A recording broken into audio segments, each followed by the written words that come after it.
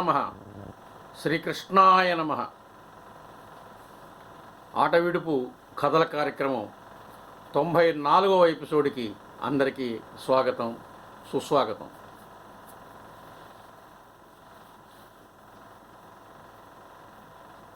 మనం ఎన్నో రకాలైనటువంటి మనస్తత్వాల గురించి గత ఎపిసోడ్లో చెప్పుకున్నాం.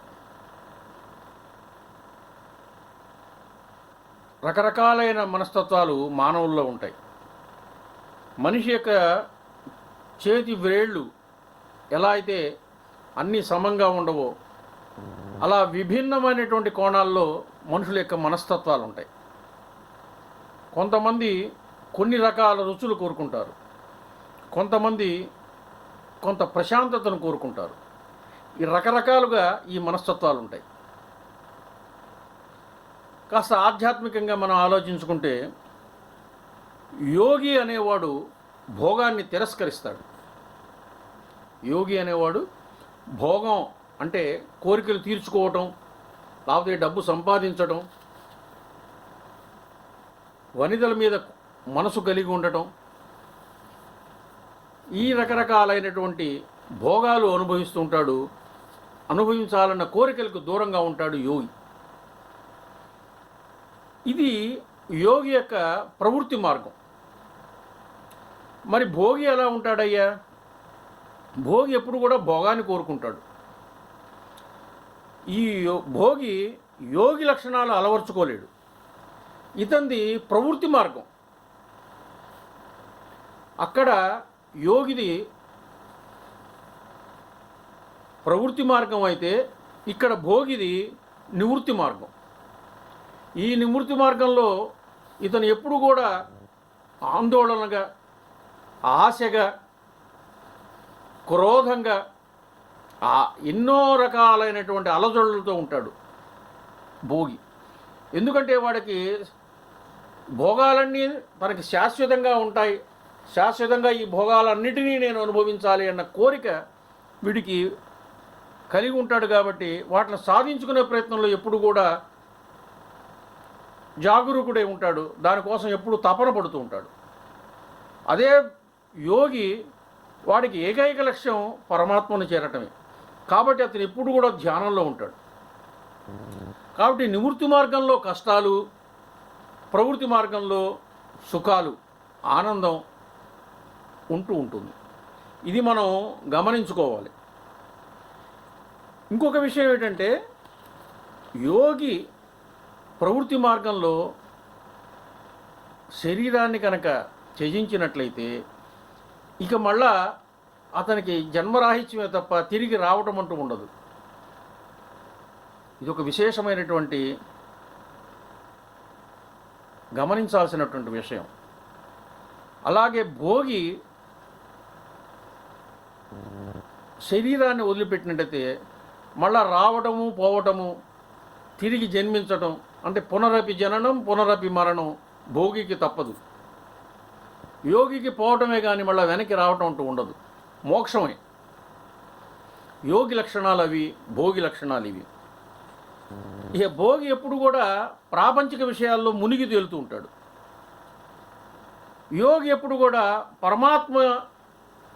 పరమాత్మని స్తుతించడం, పరమాత్మని కీర్తించడం, పరమాత్మ గుణగణాలన్నిటినీ ఎప్పుడు కూడా అందరికీ తెలియజెప్పడం, ధ్యానం చేసుకోవటం, ఇటువంటి విషయాలు భోగికి ఉంటాయి. ఈ రకరకాలైనటువంటి ఈ విషయాలన్నీ కూడా మనకి భాగవతం తెలియజేస్తుంది. ఈ భాగవతంలో ఈ అంతర్గత రహస్యాలను మనం జాగ్రత్తగా పట్టుకోవాలి. కథగా చెప్పుకుంటూ పోతే భాగవతం కథగానే మిగిలిపోతుంది. అందుకనే పండితులైన వాళ్ళు భాగవతాన్ని ఏమంటారంటే సమాధి భాష వ్యాసస్య అంటారు. వ్యాస మహర్షి రాసినటువంటి ఈ యొక్క భాగవతం సమాధి భాష అన్నమాట. అంటే సమాధి అంటే లోపల ఉండిపోతుంది, అంతర్గతంగా రహస్యాలని కలిగి ఉంటుంది. పైకి కథలాగా ఉంటుంది, కానీ కథలాగా చెప్పుకుంటే మనకి పెద్ద ఉపయోగం ఏముండదు. భాగవతంలో ఆధ్యాత్మిక రహస్యాలు గ్రహించాలంటే లోపలికి వెళ్ళాలి, లోపలికి వెళ్ళి శోధించాలి. రచయితగా వ్యాస మహర్షి ఏమి రాశాడు, ఏ విధంగా ఆయన భాగవతాన్ని మనకు అందించాడు. ఆ రసాస్వాదన చేయాలి. ఆ రసాస్వాదన చేయాలి అంటే ఆ అంతర్గత రహస్యాలని మనం చాలా జాగ్రత్తగా అర్థం చేసుకోవాలి. అందుకనే సమాధి భాష వ్యాసస్య అన్నారు. చాలా జాగ్రత్తగా గమనించాలి. మనం అటు భాగవతంలోకి వెళ్ళి ఒక కథ కనుక తెలుసుకున్నట్టయితే, ధ్రువ చరిత్ర మనందరికీ తెలిసిన కథే. కాకపోతే దాంట్లో కొన్ని భాగవత రహస్యాలు ఇవాళ కొన్ని చెప్పుకుందాం. స్వయంభూ మనువు యొక్క కుమారుడు ఉత్తానపాదుడు. ఈ పేర్లు కూడా చాలా నిగూఢంగా ఉంటాయి. ఉత్తానపాదుడు అంటే ఒక మామూలు ఏదో పేరుగా ఉంటుంది, కానీ మంచి మార్గం కలిగిన వాడు ఉత్తానపాదుడు. ఆ పేరులో ఉన్నటువంటి ప్రత్యేకత అది. ఈ ఉత్తానపాదుడికి 2 భార్యలు. ఒక భార్య పేరు సునీతి, ఒక భార్య పేరు సురుచి. చూడండి ఎంత గొప్పగా ఆ పేర్లని సృష్టించారు. సునీతి అనగానే మనకి ఏం గుర్తొస్తుంది? మంచి నీతివంతురాలు అని తెలుస్తుంది. కానీ కథలో సునీతి అంటే ఆ అమ్మాయి పేరు సునీతి అని అనిపిస్తుంది. మనం పెట్టుకుంటున్నాం కదా రకరకాల పేర్లు. అలాగే సునీతి అని పేరు ఒక పేరు అనుకుంటాం. కానీ సునీతి అనేది ఒక పేరు పెట్టి ఆ పాత్రకి ఒక పవిత్రత ఏర్పాటు చేశారు. అంటే భోగి లక్షణాలన్నీ కూడా యోగి లక్షణాలన్నీ కూడా సునీతికి అప్పచెప్పారు. రెండవ భార్య పేరు సురుచి, అంటే రుచుల కోసం వెంపర్లాడేటువంటి మనిషి. అంటే భోగాలు కావాలి ఈవిడికి. భోగలాలసత ఎక్కువ.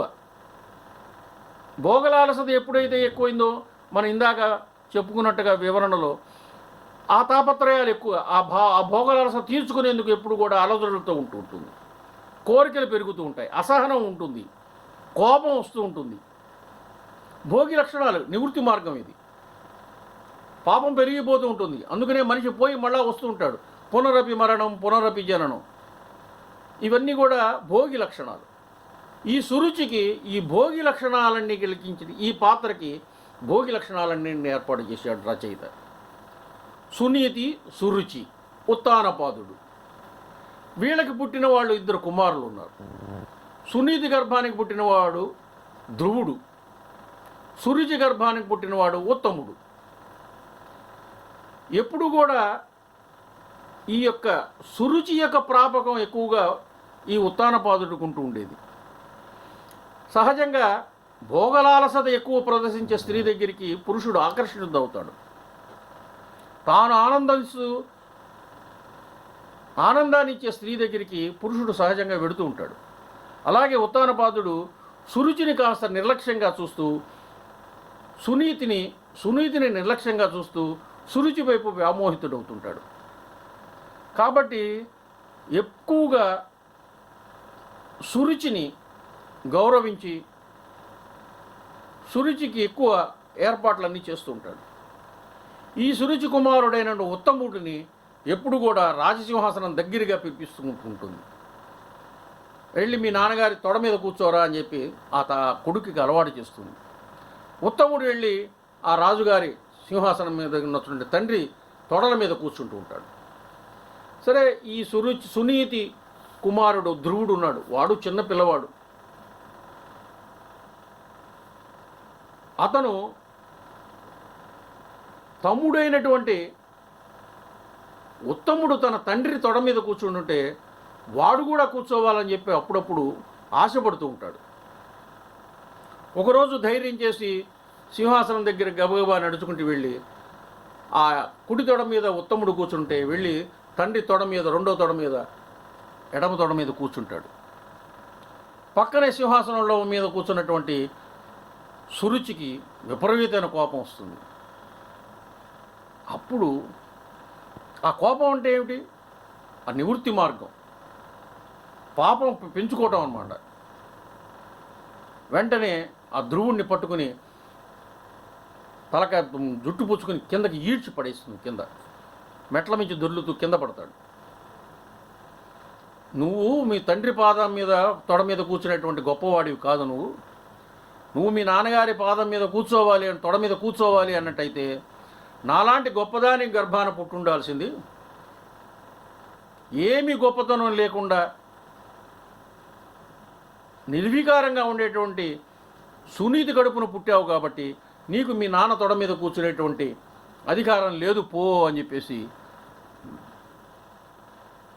సురుచి ధ్రువుని ఛేదరించి అవతలకు పంపించేస్తుంది. పాపం పసిపిల్లవాడు, 5 సంవత్సరాల బిడ్డడు, వాడికి ఏమీ తెలియదు. వాడి కోరిక ఏంటంటే తండ్రి తొడ మీద కూర్చోవడం. చాలా సహజమైనటువంటి కోరిక. తండ్రి దగ్గరికి వెళ్ళి తొడ మీద కూర్చోవాలి. అది ఇంకో తమ్ముడు కూర్చుంటున్నాడు కాబట్టి తాను కూడా కూర్చోవాలని కోరిక. కానీ పినతల్లి సవితి తల్లి ఒప్పుకోలేదు, విసిరి కొట్టింది. ఆ దెబ్బలు తగిలిన శరీరానికి ఏడ్చుకుంటూ తల్లి దగ్గరికి వెళ్ళాడు అంతఃపురంలోకి. అంతఃపురంలో పరమాత్మను ధ్యానిస్తూ కూర్చునుంది సునీతి. సునీతిది ప్రవృత్తి మార్గం. ఏమాత్రం అవకాశం వచ్చినా పరమాత్మని ధ్యానించుకోవడం, కీర్తించడం, స్తుతించడం, విన్నపాలు చేసుకోవడం ఆవిడ పని ఇదే. అది ప్రవృత్తి మార్గం. అటువంటి వాళ్ళు శరీర త్యాగం చేస్తే మళ్ళీ వెనక్కి రావడం ఉండదు, మోక్ష మార్గమే. అటువంటి ఉన్నత స్థితిలో ఉన్నటువంటి సునీతి కొడుకు వైపు చూస్తుంది. నాన్న ఏం జరిగింది, కింద పడ్డావా అన్న. కాదమ్మా, ఉత్తముడు నాన్నగారి తొడ మీద కూర్చున్నాడు రాజ్యసభలో, నాకు కూడా కూర్చోవాలని నాకు అనిపించి నేను వెళ్ళి కూర్చున్నాను. పిన్నమ్మ నన్ను లాగి కింద పడేసింది. నీకు మీ నాన్న తొడ మీద కూర్చునేటువంటి అధికారం లేదు. నువ్వు తండ్రి తొడ మీద కూర్చోవాలంటే నాలాంటి గొప్పదాని కడుపున పుట్టాలి. నువ్వు పుట్టుంటే నీకు అవకాశం కలిగేది. నిర్వికారంగా ఉండేటువంటి నీ తల్లికి సునీతి కడుపున పుట్టావు కాబట్టి నీకు ఆ యోగం లేదు, పో అని చెప్పి నన్ను కసరించింది. సభికులందరూ నవ్వారమ్మా, నాకు బాగా సిగ్గేసింది అని. ఇలా కొడుకు జాలిగా 5 ఏళ్ల కుమారుడు చెబుతుంటే తల్లికి ఎంత కోపం వస్తుంది చెప్పండి. ఎంత కోపం రావాలి అసలు. కానీ సునీతి ఏమీ కోపగించుకోకుండా సంతోషంగా నవ్వుతూ కొడుకుని లాలిస్తూ ఒడిలో తీసుకుని, నాయనా నీ పిన తల్లి చెప్పిన మాటలన్నీ చాలా నిజం నాయన. తండ్రి గారి తొడ మీద కూర్చోవాలంటే అటువంటి గొప్పవాళ్ళ కడుపున పుట్టుండాల్సింది. కానీ నీకు ఇంకొక అవకాశం ఉంది. నువ్వు చక్కగా నీ తమ్ముడిని ద్వేషించొద్దు, నీ పినతల్లిని ద్వేషించొద్దు, మీ తండ్రిని ద్వేషించొద్దు. అసలు ద్వేషం అనేది నీ మనసులోకి రానివ్వకుండా చక్కగా నువ్వు వనాలకి వెళ్ళి చక్కగా పరమాత్మని ధ్యానం చేసుకో, పరమాత్మ కోసం తపస్సు చెయ్యి. అప్పుడు పరమాత్మ ప్రత్యక్షమై నీకు అటువంటి యోగాన్ని కలిగిస్తాడు. ఈ సునీతి కడుపును పుట్టడం వలన నీకు అటువంటి యోగం లేదు నాయన. కాబట్టి నీకు ధ్యానం, తపస్సు ఒక్కటే నీకు మార్గం. నువ్వు తపస్సు చేసుకోమనుకుంది. వెంటనే తల్లికి నమస్కారం పెట్టేసి వనాల్లోకి వెళ్ళిపోతాడు ధ్రువుడు. చూడండి సునీతి ఆ ప్రవృత్తి మార్గంలో ఎంత సహనం ఉంటుందో, ఎంత గొప్పతనం కలిగినటువంటి ఉంటుందో. అందుకనే వ్యాస మహర్షి ఆ పాత్రకి సునీతి అని పేరు పెట్టాడు. చూడండి, ఆ మెట్ల మీద పసివాడని కూడా చూడకుండా చుట్టుపుచ్చుకుని లాగి నిండు సభలో కుర్రవాడిని కిందకి పడేసి ఎంతమంది తనని ద్వేషిస్తారన్నది కూడా ఆలోచించకుండా సురుచి ఎంత పని చేసింది. అది నివృత్తి మార్గం. ఈ తేడాలు గమనిస్తూ, ఈ తేడాలు మనందరికీ తెలియజేస్తూ అటువంటి గొప్ప పాత్రలను వ్యాస మహర్షి మనకు సృష్టించి ఇచ్చాడు. కాబట్టి భాగవతంలో కథలని మనం కథలుగా చెప్పుకోకూడదు. ఈ లోపల ఉన్నటువంటి ఈ అంతర్గత రహస్యాలను మనం గమనిస్తూ మన పెద్దల దగ్గర చెప్పుకుంటూ ఆ రహస్యాలు తెలుసుకుంటూ మనం భాగవతాన్ని చదవాలి. ఆ ధ్రువుడు అట్టా నడిచిపెడుతుంటే నారద మహర్షి కలిశాడు. ఏమిరా అబ్బాయి, ఎక్కడికి వెడుతున్నావు? అయ్యా నమస్కారం, మా అమ్మ నన్ను తపస్సు చేసుకోమంది. దేనికి? ఇది జరిగిందంతా చెబుతాడు. ఓహో, అయితే నీకు నీకు ఒక మంత్రం ఉపదేశిస్తాను. ఆ మంత్రంతో నువ్వు ఉచ్చారణ చేసి చక్కగా పరమాత్మకి ధ్యానం చేయి, అప్పుడు నీకు అన్నీ సమకూరుతాయి అని చెబుతాడు. స్వామి చెప్పండి అంటాడు. అప్పుడు ద్వాదశాక్షరి మంత్రం, ఓం నమో భగవతే వాసుదేవాయ, ఓం నమో భగవతే వాసుదేవాయ, ఓం నమో భగవతే వాసుదేవాయ. ఈ ద్వాదశాక్షరి మంత్రం నారద మహర్షి, జగద్గురు అయినటువంటి నారద మహర్షి స్వయంగా బాలుడైన ధ్రువుడికి చెవులో ఉపదేశం చేస్తాడు. ఇంకంతే, అక్కడే చెట్టు కింద కూర్చుని ఓం నమో భగవతే వాసుదేవాయ అని చెప్పి తపస్సు చిక్కులోకి వెళ్ళిపోతాడు ధ్రువుడు. పిక్కు కాలం తపస్సు చేస్తాడట. ఆ తపస్సుకి విష్ణుమూర్తి ఆశ్చర్యపోయి వెంటనే ప్రత్యక్షమవుతాడు. స్వామి ప్రత్యక్షమైతే ఏమి కావాలో కోరుకునే వయసు కూడా లేదు ధ్రువుడికి. అంత పసివాడు. 5 ఏళ్ల బాలకుడికి నాకు మోక్షం కావాలని ఎట్టా అడుగుతాడే, లేదా నాకు అది కావాలి ఇది కావాలని అడుగుతాడు. ఏదైనా కోరుకోమంటే ఆయనకు మళ్ళా బాహ్య స్మృతి కనుక వచ్చినట్లయితే ధ్రువుడికి మా నాన్న తొడ మీద నేను కూర్చోవాలి అంటాడు. ఎంత హాస్యంగా ఉంటుంది ఆ మాట. ఇంత గొప్ప తపస్సు చేసి పరమాత్మని మెప్పించి ప్రత్యక్షం చేయించుకున్న బాలుడు తొడ మీద కూర్చోవాలి, మా నాన్న మీద తొడ మీద, ఆ యోగం నాకు కల్పించు అంటే చాలా హాస్యాస్పదంగా ఉంటుంది. ఎవరైనా విన్నా కూడా ఈ కథ ఏమిటి ఇటా రాశాడు వ్యాస మహర్షి అనుకుంటారు. అప్పుడు పరమాత్మ, ఓ బాలక, నీ కోరిక ఏమిటో నాకు తెలుసు, కానీ నీ యొక్క గొప్ప తపస్సుకి ఆ చిన్న కోరిక తీర్చడం కాదు, నీ తపస్సుకి ఆ కోరిక సరితూగదు. నీకు నేను గగనమండలంలో ఒక శాశ్వతమైన స్థానాన్ని ఇస్తున్నాను, ఒక ధ్రువస్థితి అని చెప్పి కలిగిస్తాను. నీ పేరు ధ్రువుడు కదా, నీకు ధ్రువస్థితి అనే ఒక స్థానాన్ని కలిగిస్తాను. ఆ ధ్రువస్థితిలో నువ్వు అక్కడ కదలకుండా ఉంటావు. నీ చుట్టూ సూర్యచంద్రులే కాకుండా, అన్ని గ్రహాలే కాకుండా, సప్తఋషులు కూడా, సప్తఋషి మండలం కూడా నీ చుట్టూ ప్రదక్షిణ చేస్తూ ఉంటుంది. అంత గొప్పటి స్థానాన్ని నీ కల్పిస్తున్నాను అని చెప్పి ధ్రువుడికి పరమాత్మ వరం ప్రసాదిస్తాడు. ఏమీ తెలియని బాలకుడు, స్వామి ఏమి చెప్పాడో తెలియదు, దానికి ఆనందించాలన్న విషయం కూడా బాలుడికి తెలియదు. వెంటనే పరమాత్మ కాళ్ళ మీద పడతాడు. అప్పుడు స్వామి ఆ యొక్క తన యొక్క శంఖంతో ధ్రువుడి చెవుల మీద అట ఆనిస్తాడు. వెంటనే అన్ని విషయాలు ఆకలింపు చేసుకుంటాడు ధ్రువుడు. స్వామి ఎప్పుడైతే తన యొక్క శంఖాన్ని ధ్రువుడికి ఆనిస్తాడో వెంటనే అన్ని యొక్క విజ్ఞానం మొత్తం ధ్రువుడికి వచ్చేస్తుంది. అప్పుడు పరమాత్మని స్తుతి చేస్తాడు ధ్రువుడు. ధ్రువస్థితి చాలా గొప్పగా ఉంటుంది. చేసి ఏమిటి చెప్పి ఆజ్ఞ చెప్పు స్వామి అంటాడు. నువ్వు మళ్ళా వెళ్ళి మీ నాన్నగారి దగ్గర రాజ్యాన్ని తీసుకో, ఆయన నీకు రాజ్యాభిషేకం చేస్తాడు, చక్కగా పరిపాలించు, తర్వాత రా అని చెప్పి పంపిస్తాడు. ధ్రువుడు వెళ్ళి తన ఉత్తానపాదుడు ద్వారా రాజ్యం సంపాదించుకుంటాడు. తండ్రి రాజ్యాన్ని ఇస్తాడు. ఆ రాజ్యాన్ని చక్కగా తమ్ముడు సహకారంతో చక్కగా పరిపాలిస్తాడు. కొన్ని వందల సంవత్సరాలు పరిపాలిస్తాడు. తర్వాత ఇక ముసలితనం వచ్చేసిన తర్వాత ఇక మనకి రాజ్యాలు అవసరం లేదని చెప్పి రాజ్యం మిగతా వాళ్ళందరికీ అప్పచెప్పేసి అక్కడ ప్రత్యేకమైనటువంటి బదరికాశ్రమంలోకి వెళ్తాడు. వెళ్ళి అక్కడ మృత్యువును ఆహ్వానిస్తాడు. మృత్యుదేవత వస్తుంది. వస్తే మృత్యువుని ఆహ్వానిస్తే, అమ్మ తల్లి వచ్చావా, నన్ను కరుణించు అంటాడు. కాదు స్వామి, నిన్ను కరుణించడానికి నేను రాలేదు, మీరు రథం ఎక్కి రావాలి అంటాడు. నాకు రథం అవసరం లేదు తండ్రి, నాకు మృత్యువును ప్రసాదించు.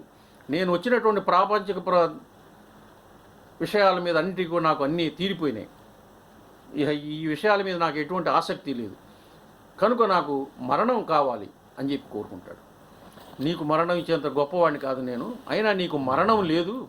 శ్రీహరి నీకు బాల్యంలో వరం ఇచ్చాడు, నీకు ధ్రువస్థితిని కల్పించాడు.